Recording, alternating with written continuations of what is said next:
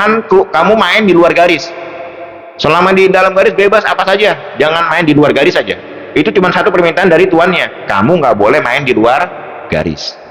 Ya, setelah sebulan 2 bulan, lama-lama budaknya mulai agak berani main dekat garis. Dilihat tuannya lagi duduk di teras rumah, tuannya diem aja ngeliat dia mendekati garis yang dilarang itu. Tuannya diem saja. Nggak sengaja dia terjatuh, terpeleset, jatuh badannya di luar garis. Dia kaget, takut, dia lihat tuannya ngeliat dia jatuh di luar garis, tapi tuannya diem aja, nggak marah. Bangun dia.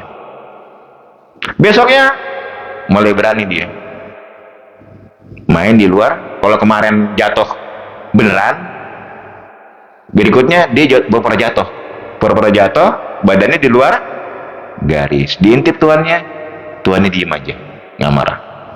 Besoknya mulai berani, lompat kanan kiri, kaki kanan di luar, kaki kiri di dalam. Diintip tuannya diem aja, nggak marah. Besoknya dia mulai berani main di luar garis. Dilihat tuannya, Pak, dari mana? Tuannya nggak marah, enggak. Dari sana, Pak. Dan berikutnya, besok-besoknya dia lebih banyak sering bermain di luar garis. Suatu hari jemaah sekalian, tuannya manggil, sini kamu. Ini. Bukankah aku sudah pernah bilang kamu nggak boleh main di luar garis? Oh iya tuan. Iya, saya ingat tuan pernah ngomong itu. Tapi kenapa? Dulu saya lihat kamu jatuh, badanmu di luar garis. Besoknya kamu jatuh beneran, bukan jatuh beneran, pura-pura jatuh di luar garis. Besoknya lompat kanan kiri.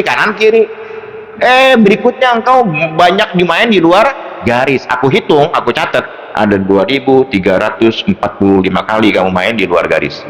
Dan hari ini aku akan mencambuk kamu sebanyak itu.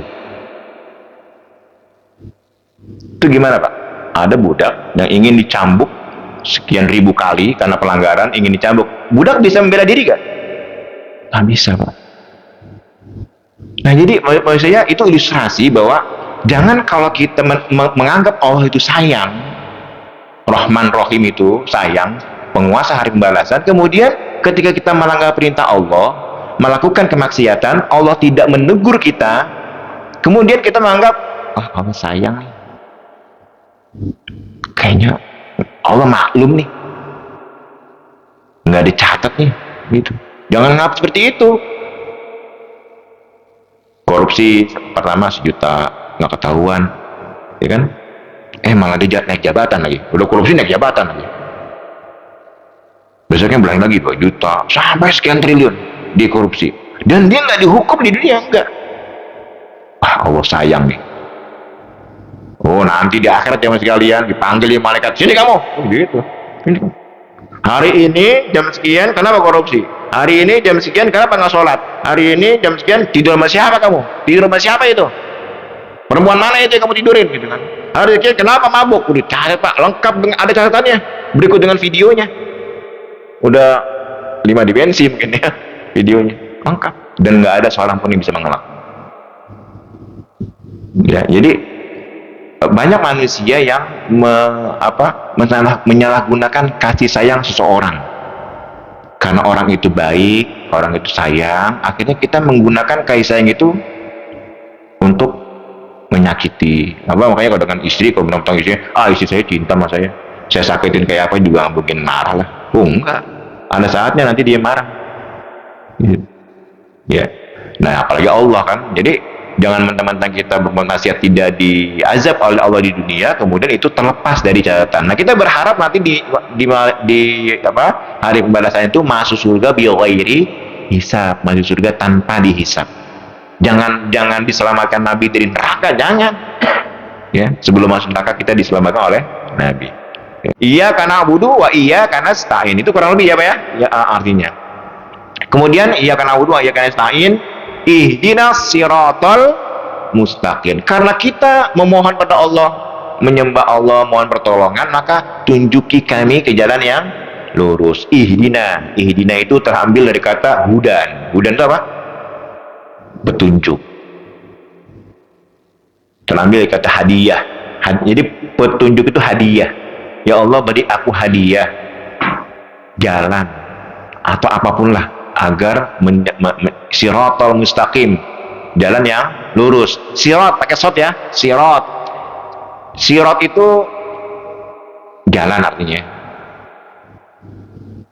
tapi jalannya itu lurus. Jadi gini Pak, dalam bahasa Arab itu ada surat, ada sirat, jalan artinya, ada surat. Surat itu pedang. Dalam bahasa Arab pedang itu ada dua, ada surat, ada lagi Bapak kalau Saifullah apa? Saifullah artinya pedang Allah. Ada saif pakai sin, saif, ada surat. Kalau saif itu pedangnya melengkung. Pedangnya melengkung itu saif. Tapi kalau surat pedangnya lurus. Pedang kaisar raja itu kan lurus ya. Kalau Bapak pernah nonton film apa? First Night tuh ada tuh. Richard Gere itu dia pedang rajanya itu lurus. Itu surat.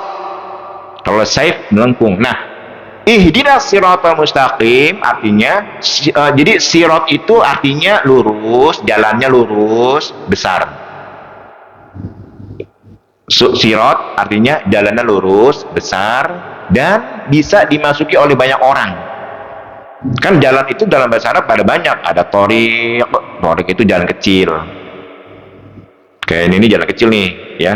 Kayak ini nih komplek. Ada lagi syariah, jalan raya. Kalau kita sudah keluar, jalan raya itu syariah namanya. Nah, kalau sirat itu jalan tol yang kayak di Arab, kayak yang dari Mekah ke Madinah gede banget tuh kan.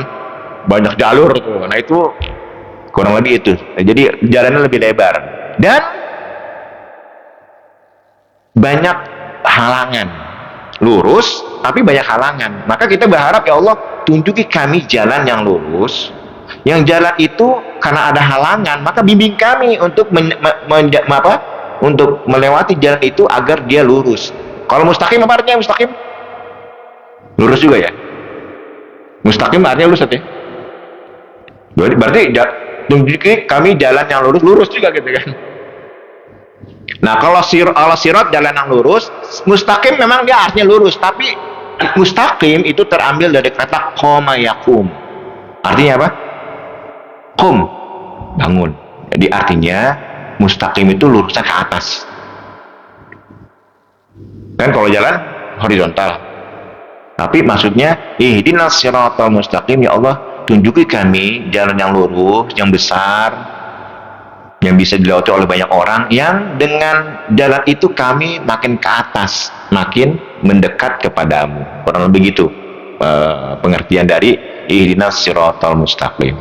Nah, orang Pak kalau sudah makin dekat, makin ke atas, ya, itu beda pemandangan dengan orang yang di bawah, ya kan? Bapak tinggal di hotel lantai 1, beda pemandangannya dengan orang yang tinggal di hotel lantai 20, beda. Orang yang di lantai 20 akan bisa melihat dunia lebih luas. Artinya apa? Orang yang dekat pada Allah itu pemikirannya nggak sempit. Pemikirannya nggak sempit, karena dia hanya melihat itu aja kan. Di lantai 1, ini lobby, itu aja yang dilihat sama dia. Tapi ketika Bapak di lantai 20, itu bisa melihat banyak pemandangan. Artinya pemikiran orang itu lebih luas. Orang yang dekat pada Allah pasti pemikiran lebih luas. Gitu. Jadi maksudnya gitu, ihdinas siratal mustaqim, tunjuki kami jalan lurus, yang dengan jalan itu kami makin mendekat kepadamu ya Allah, sehingga kami ini bisa memandang dunia ini ya banyak yang dilihat, sehingga ketika orang makin ke atas, harusnya ketika orang makin mendekat pada Allah, harusnya menjauhi dunia. Jadi dunia itu bukan ada di hati, hanya di tangan aja. Makanya kalau orang-orang yang sudah levelnya yang udah taraf-taraf levelnya itu sama dunia tuh kurang ini.